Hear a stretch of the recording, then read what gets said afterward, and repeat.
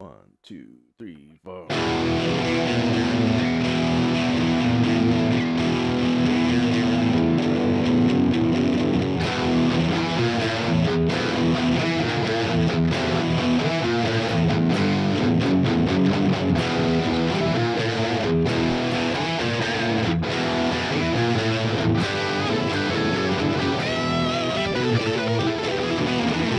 That's not in the song.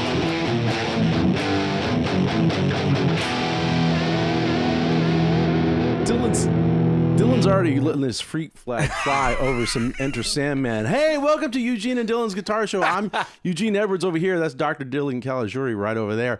And it is the last installment, because it's the last Wednesday of October. It's the last installment of Make Eugene Metal Month. That's right. And I've been enjoying this. You're officially metal now, I'm right? officially metal. By the way, I should have been wearing all black. You got into it with a dark shirt. Look good for you. But instead, I'm dressed like a heavy metal lumberjack today. Oh, that's yeah. you have I'm a going for. Sort of a brawny vibe. Yes, that's right. If you have any spills, I'm your guy. He's the person that can really. Now listen, we're going to do a tight 30 here. I want to be out of here at 6 o'clock so I can. Apparently, there's a baseball game on. I need to. I don't know if you guys are aware of this. Find the closest place to this studio that's airing the game so I can just watch it. Watch the game. Let's close this out, Doyers. And now, we want to catch all the free throws and and make sure that all the extra points matter. Thanks, Gracie. This time we're doing Burns and Allen now. So Dylan chooses. It's not iconic. I didn't. It shows itself. It demanded itself. But isn't it interesting though that the Yankees are in the World Series and we're playing Enter Sandman? Now for baseball fanatics out there, Mariano Rivera, the Hall of Fame closer for the Yankees in their heyday. This was his walk-on music.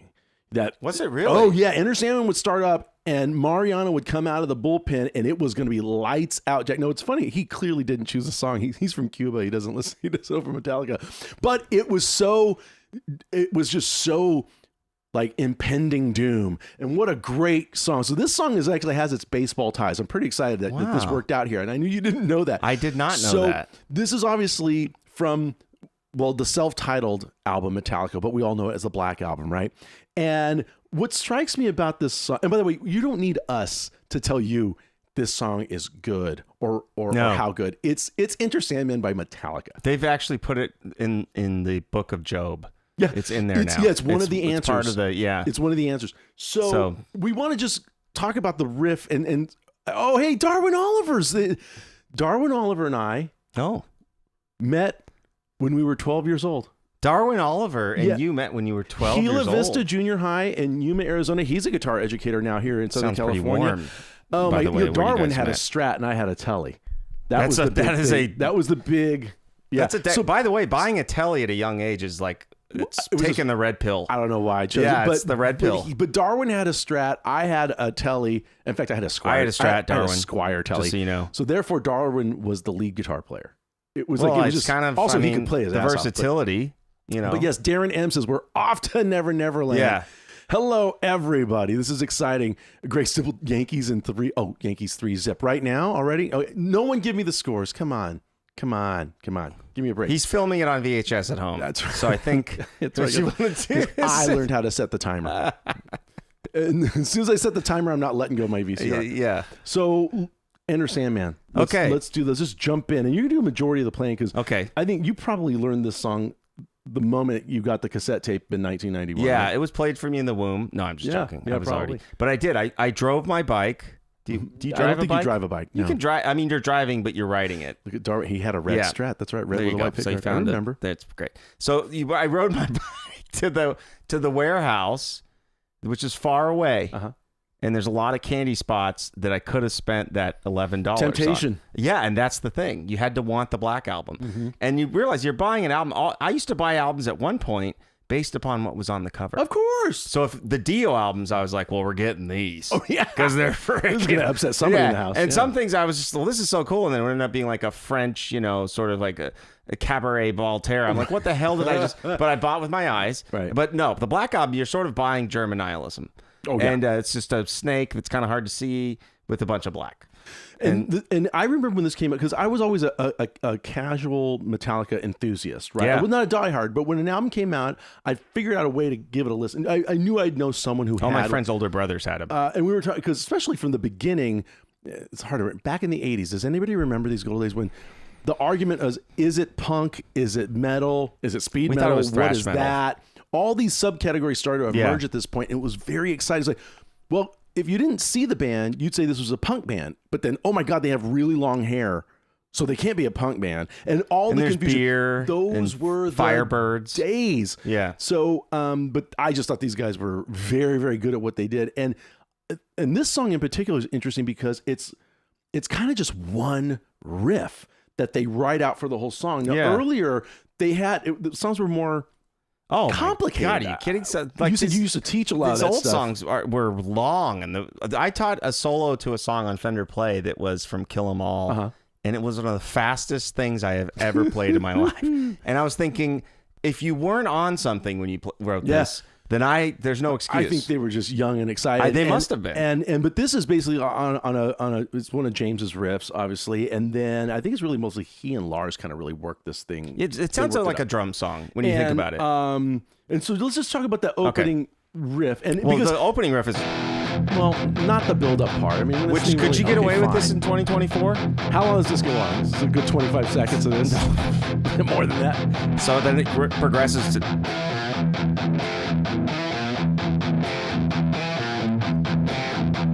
I'm even fast forwarding. Yeah. Here he comes. Tom's.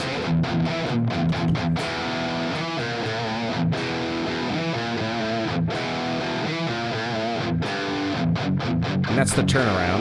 I mean, that just sounds so like this thing's marching in on you. Now, but also before that, though, we hear the fifth position part, the clean guitar.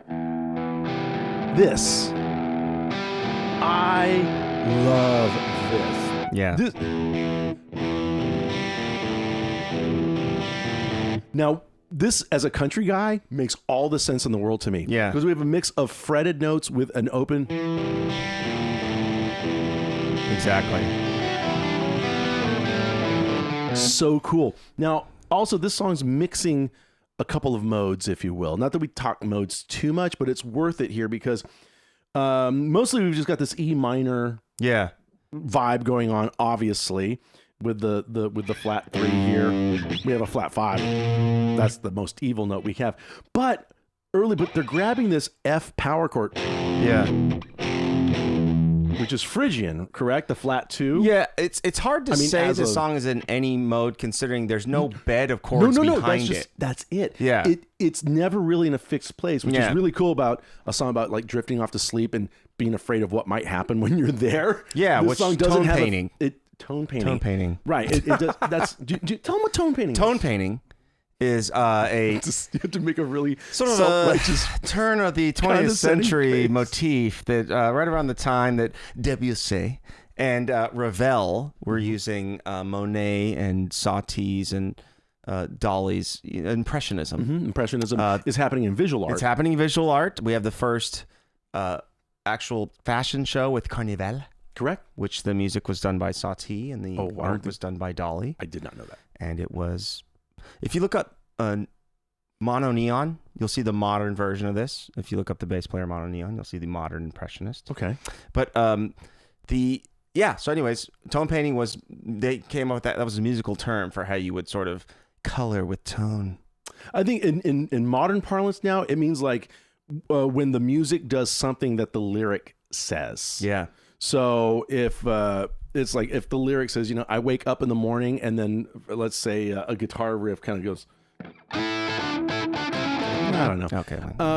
Anyway, tone painting basically. Yeah, right. Yeah. They play some sort of morning thing. Yeah. It was like on my way down, something on my way down. Yeah. Right. That's tone painting. It's a real, usually if like there's a mention of rain and you have pizzicato strings.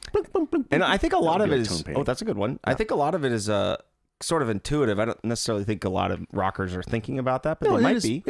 Relatively. Yeah. Anyway, so there's a bit of tone painting here about the songs, obviously, drifting off to sleep and what's going on. So it has this mixture of modes, and what's really, really cool to me is obviously this thing's kind of like existing in E, basically. It's just this big, dark E chord vibe. Yeah. Then it shifts up to F sharp. It goes up to the 2 and hangs there. And I remember when it still kind of trips me out that they never really properly go to the 4 chord. I think they modulate to F sharp, because when we do this is now we're in the weeds.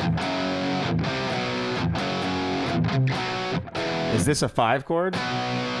Certainly doesn't behave like a 5, because you're not really there long land enough. like one. Yeah. It doesn't feel like a dominant that's like, is this going to resolve? So it's really shifting. I don't know. It's a really interesting thing. And also it's and we were saying beforehand, I find this song to be extremely melodic. Now, melodic doesn't always mean like pretty, with pretty melody. I just mean like it involves tons of harmony. Again, this mixture of modes. Yeah.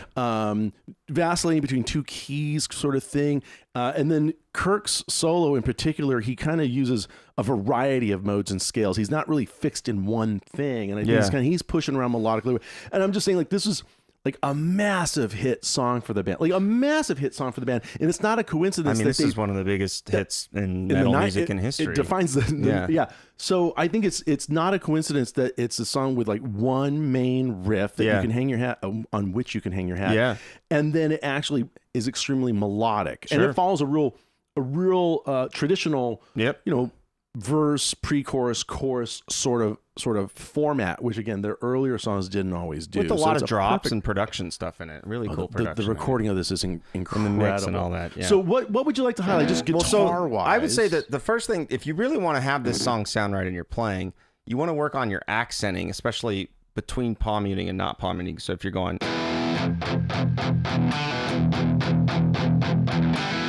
you want to be able to get back and forth between accents, which people tend to have to focus on that for a little while to get really good at that. And then the next thing would be getting used to being able to bend in tune. So when you go up to this note, when you go to that, like tremolo, which would be technically the wrong word, but it's still vibrato of this. That is something that beginners tend not to do very well. They bend out of tune. Yeah, they'll do, and you're like, whoa, wait a minute. If you bend too much, because it really is. It's just a half step. It's like a quarter. It's like a quarter step bend. A quarter. And you want to build consistent bending. So you want to be able to bend really consistently. And if you work on just the pentatonic scale, if you play the note, let's say you're an A minor, if you play the note above the scale and then bend up to it in every strings, that will really help you work on consistent bending up to that note. And you just make an exercise out of it. Good tip. Now, I like what also we've got this main motif of this.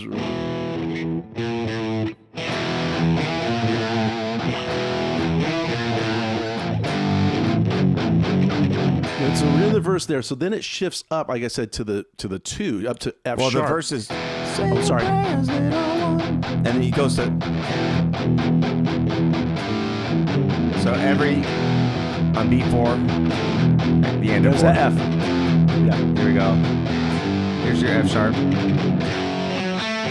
Right there. I love how when it goes up to F sharp, it brings the motif with it. Yeah. This riff that involves that 5 flat 5 bouncing off the root and having the minor third in there. Yeah. I really like. So it's again, it still holds that melody is still there. Sure. And that's very successful songwriting, not just riff writing, but this is how you take a riff and you really, really build out a song into that. It sounds like they earned the songwriting the hard way too, because there's video of them making this album, and it's long. I think this is back when we were like, yeah, we'll watch a 3-part VHS about this. I mean, we don't have we're good. Yeah. Let's watch. And so it could be a Pantera album, this album, whatever. And it's them arguing and fighting and bickering and arguing and fighting and bickering, and then I love this. They really did earn it. In fact, this is like, from what I understand, Metallica lore, and I'm sure there's Metallica experts that would correct me on this. But this, so James had a set of lyrics for this, Right. and they're very dark.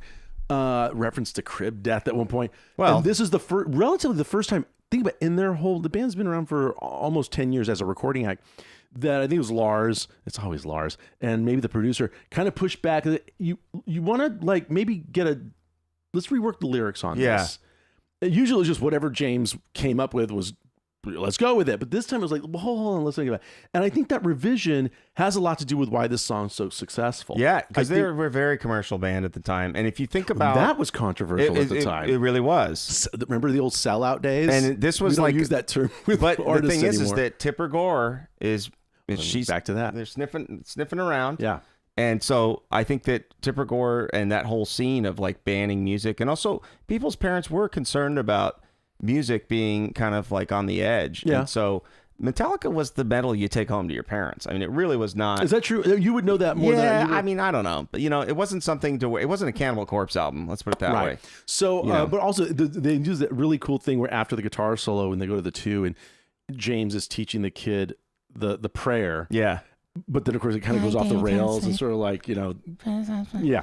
It's almost like they're almost taking their cues more from like classic horror movies. Yeah. Where you kind of have like a child's voice or like a childlike instrument playing it, but you use it in a creepy way. Anything creepier than like of innocence. Yeah, like a just an empty swing creaking back and forth hanging from the trees. Like, oh no, Where's the kid that goes in that swing? Yeah, or just that tragic shot of like a ball bouncing down the street. Where's the kid that balls bounces? But there's no kid. There's no just kid. The ball. Yeah. So they're doing that gag. But do you want to talk about the solo? But we've got like 2 minutes. And by the way, does anybody have incredible tone on the Black Album?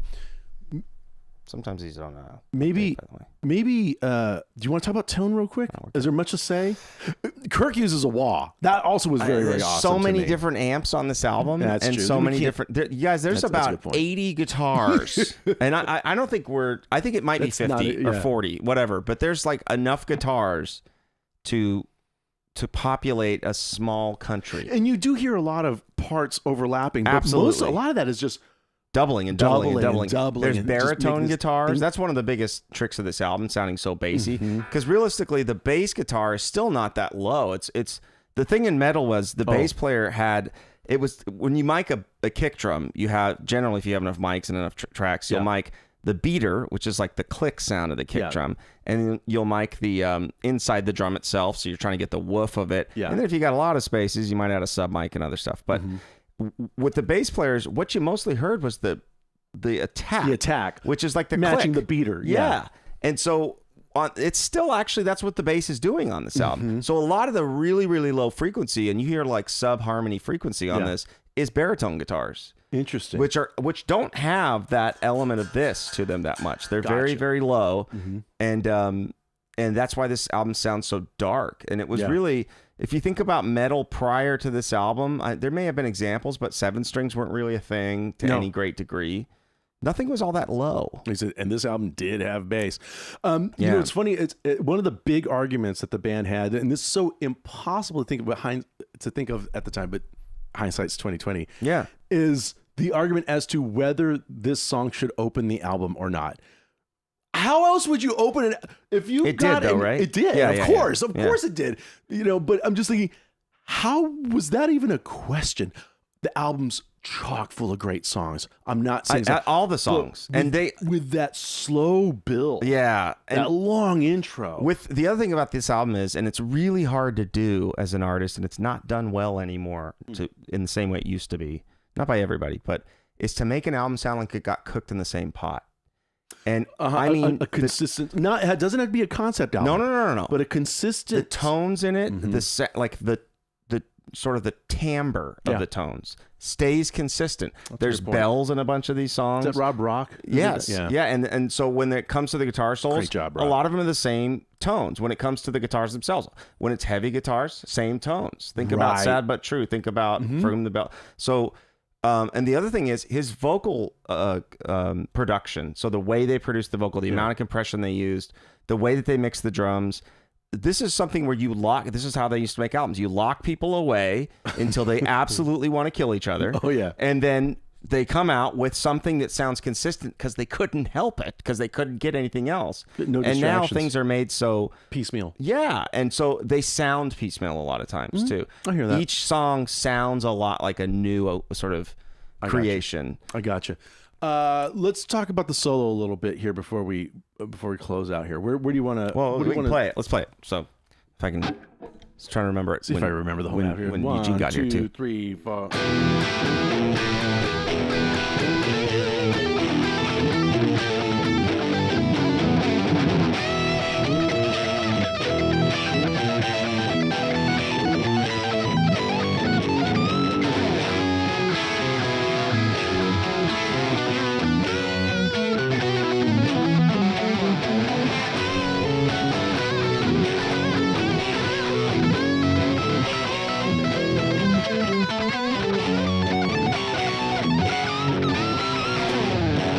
That's where it goes to. Oh, I'm sorry. I was supposed to stop because you do the. Sorry. This I love when the rhythm section stops. Sorry, I blew that. I wasn't counting. I love how Kirk, of all things, because Kirk can do anything. Right? Everybody clear out. Yeah. Spotlight on the guitar. He plays something again, a melodic line, and basically it's basically a blues, like a minor. It's got blues some good rhythm move. to it too. Da da da da da. Oh, it swings. Yeah, I love it, and I think it's really, really clever. Again, it seems like a choice like that means like they had their eye on the prize. There was like we're actually not afraid of becoming like as close to mainstream as something called Sandman can be. Yeah, Dylan, great. No wah. Yeah, I know. Yeah. It's also harder to play the solo without the wah, because when you get up to this note, you want that to really squeal. And whenever you play that high on any guitar, did you see it? I put the foot down. Yeah, you put the pedal to the metal. But there. like you want as much feedback as you can when you play high up on the guitar, because the notes spread out really easily. Oh, right. And a wah-wah pedal is a feedback machine because it takes a sweepable area of your guitar and it amplifies it. So it basically like creates like a telephone EQ that sweeps around, and it makes your guitar feedback. Oh, it's cool. And so like it really helps you play up. It helps you just kind of skate is what we call it when you just skate. When you do that type of thing, we call it I didn't know skating. it's called skating. Yeah, it's called skating. Yeah, it's skating. Cool. Skating. Yeah, and so and so that's big. I mean, Yeah. there's a lot. There's so much we could talk about here, but can I tell you a quick Yeah. Metallica story? And I tell this story. It's name droppy. Forgive me, but I promise. In the end, I'm the fool. Really am. So some years ago, we were playing. I remember we were in Colorado. Pretty sure we were in Vail. And I happen to know, don't ask me why, this stuff sticks in my brain. It was the 35th anniversary of the release of one of Metallica's albums. It's just, it was just in my head. I just... Dog Trainer's original birthday. It's just the sort of stuff that sticks in there. So we flew into Vail and we got to the venue and I'm in my stage drag, right? The sparkly jacket, everything. And I go into what I was told was the green room. I guess it was a green room. It was this really big, beautiful room. And I'm the only band member in there. I walk in, and then there's two other people already just standing in the room. And it's James and his wife. Oh, yeah. Now, I've never met James Hetfield. I don't know if... Seems like a very nice guy, by the way. Lovely man. I walk in, and I'm like a human spectacle at that point. And there's just these two strangers, if you will, standing in the room. And I go, oh, gosh. And I thought maybe they want the room. I don't know.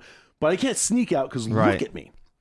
So they turn around and they see the jacket. So they assume I'm with Dwight. He and Dwight go back, by the way. That's what... I knew that Dwight knew James. We're in Vail. I don't know that I'm going to see James. Yeah, right. So I see them and they introduce themselves. Sure. And I introduce myself and I immediately... Now, by the way, what are the odds, though? And I say, oh, my God... Happy anniversary. And he says, they just look at he and his wife, they look at each other like, what? I mean, huh? And I said, yeah, it's the 35 years ago. Today's the release of, I think it was Kill 'Em All.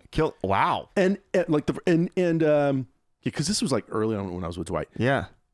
And James James just looking at me like, if you say so. Yeah, that's what like my he just. response. He didn't. Yeah, bro. He didn't want to embarrass me, but he just kind of this like okay. and I just want to die, right? Yeah, you're like... And I'm thinking, by the way, I'm not a Metallica nerd. I really don't It's something you might hear on the radio. So now I seem very worshipy, and I didn't mean to. I just thought, oh, here's a cool, coincidental tidbit. Not going well. And now I really want to escape the room. And by the way, the whole time I'm thinking, where's the band? Where's Dwight? Why am I the only one in the room with James right now? Right. I'm clearly the last person. Now, a couple of years, not too long after this, we did something where we worked with Metallica, one of their lighting directors, right? Guy who's been with forever. And he mentioned this. He mentioned something about working with Metallica. And I go, oh my God, I have the most humiliating story. And I relay this story to him. Now, when I get to that part about, happy anniversary of the release, and he already starts laughing. He goes, James is the one guy who would never know. He doesn't know anything about Metallica. He just doesn't. He's not involved like that. And he says, you wanted to talk to Lars. Yeah. Lars has everything. Yeah. Remembers everything. It's like, yeah, that's the napkins from the he's Madison that Square guy. Garden. In fact, when the band does listen to Metallica, when they get interviewed as a group, like especially on Howard Stern, and they'll start telling stories, and they look to Lars to straighten out the record. I just love Lars's accent, by the way. The Belgian. Yeah, I love the accent. Anyway, that's just like one of those things where just like, just get me out of this room. Like, why did I open my mouth? So that's where the being a know-it-all really backfires. I didn't embarrass him, by the way. He's fine. He was like, we'll recover from this. Yeah, but they didn't even chuckle. Job. They didn't even chuckle. They're just like, oh, Jesus. Yeah. Does this guy have a card in his wallet? Damn. All these years in the business, and that's my one Metallica story. That's freaking hilarious, though, dude. That's really good. Terrible. Any hoozles. I know this has been a little rambling, but a song like this, you could do a deep dive for like 90 full minutes to go into every little part. But we just wanted to mention just how give it its due. Yeah, just give it its due, and to close out Metal Myth. Now, I've enjoyed this, and it's funny. I've been talking to people about. We had the Pantera, we had Tool. There was a lot of runners up. Oh, tons. We had Autograph was a runner up. So no reason we can't do a dive on any of these songs going forward. Obviously, they're guitar dominated and they're great. But it's really funny. As a country guy, I couldn't help but look for the resemblance, like the Pantera song. Just the Pantera might be the most of all. The triplet swing feel of that. Yeah. The mixture of fretted notes and yeah. If it was a country, I'm sure there's a country version of it out there somewhere. There's probably a bluegrass version or a blackgrass, maybe. Blackgrass. Sure. It's Metallica. Yeah. Anyway, anything else to say? I feel like I've rambled there. Sorry.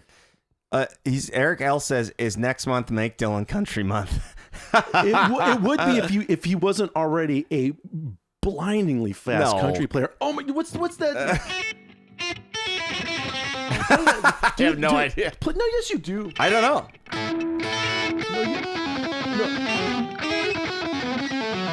Oh, okay. That one. I don't know. That one.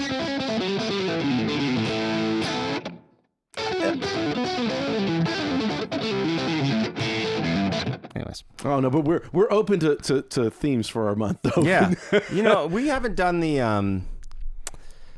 Kebmo theme yet. We haven't done like the what does that say? I saw Kevin D says I saw an artificial intelligence created Black album as though recorded in the 1950s on YouTube, and it sounds great. What? We live in a great age. We do. You've seen those things where in the 1950s on YouTube. where people have AI make like these vintage sounding songs and it writes it, but of course like it'll be like really ribald lyrics or stuff. Yeah. Which, by the way, there were old hillbilly and blues records that were very, very dirty. Oh my gosh. That truly existed. We can name some people now, by the way. But I like that we've got like when they actually have artwork that matches it and stuff. And yeah. I mean, I know it's not real, but I really do enjoy it because it's very, very inventive. Yeah. Anyway, it's 6:01. I got to get to this Dodger games, dude. Did it just start? No, it started an hour ago. It started an hour ago. That was a baseball. You know what I mean? Peanuts. Can we go? Okay, all right. All right. Out here on this, we'll see. Okay, we're not doing a show next week, by the way. Yeah, not doing a show. Eugene is. I'm having Botox. I'm filming something. Clearly. I think you're at it. I don't know. Yeah. We both got stuff going on. Okay. Happy Halloween, everybody. Be safe. Happy Halloween. And by the way, you know where the houses who give up the full bars. Go to the house with the full bars. Give them credit. All right. Here we go.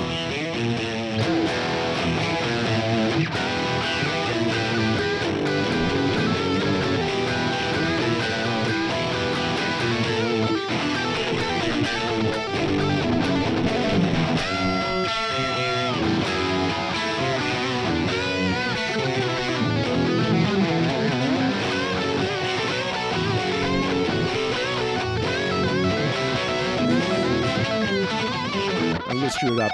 Bye, everybody.